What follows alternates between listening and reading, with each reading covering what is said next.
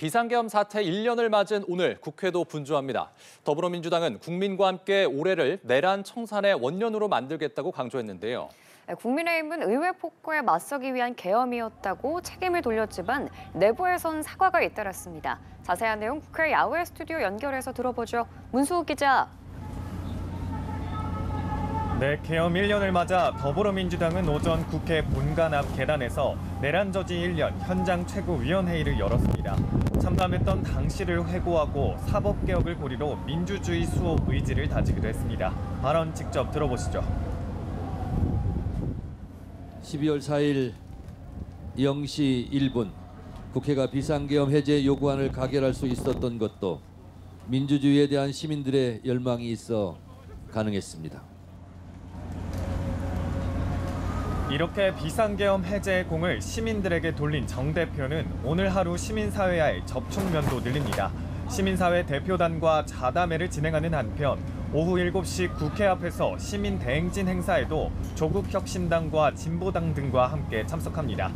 국민의힘 내부에서는 계엄 사과를 두고 단일한 입장을 정리하지 못한 채 혼란이 지속되는 걸로 보이는데요. 장동혁 대표는 오늘 SNS를 통해 의회 폭거에 맞서기 위한 계엄이었다고 사실상 사과를 거부했습니다. 반면 송원석 원내대표는 기자 간담회를 열고 국민들께 큰 충격을 드린 계엄의 발생을 막지 못한 것에 대해 국민의힘 국회의원 모두는 무거운 책임감을 통감하고 있다며 사과했습니다. 이 발언도 직접 들어보시죠. 비상계엄 해제 표결에 참여하거나 또는 참여하지 못한 국민의힘 107명 국회의원들을 대표하여 지난 1년의 시간을 반성하고 삼선 송석준 의원과 국방위 소속 유영원 의원도 잇따라 사과의 뜻을 밝혔고요. 계엄 해제 표결을 독려한 국민의힘 한동훈 전 대표는 국회 도서관에서 기자회견을, 친한동훈계 인사들은 계엄군 헬기가 착륙한 국회 운동장에서 백합꽃 릴레이 행사를 진행합니다. 국회 안팎에서는 계엄 1년 관련 여러 행사들이 예정돼 있습니다. 가장 대표적인 행사는 오후 5시에 시작되는 우원식 국회의장의 다크투어입니다. 다크투어는 전쟁이나 참사가 벌어진 장소를 방문해 사건을 성찰하는 활동입니다.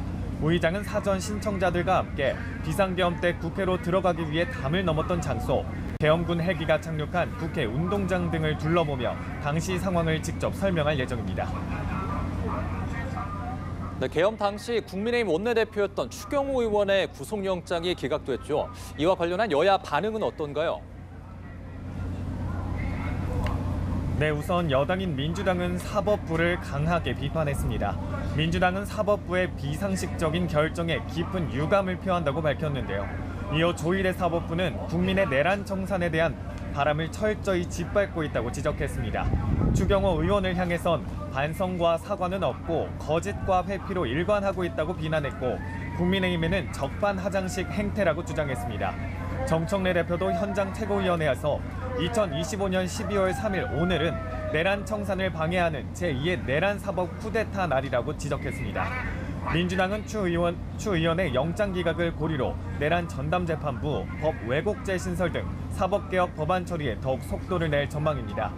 반면 국민의힘은 이번 기각을 계기로 내란 전국 분위기 반전을 모색하는 모습입니다.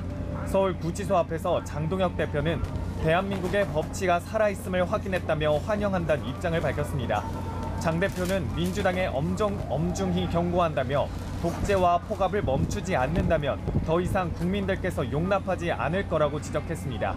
또 오늘은 계엄과 탄핵이라는 과거에 마침표를 찍고 새로운 미래를 시작하는 날이라고 의미를 부여했습니다.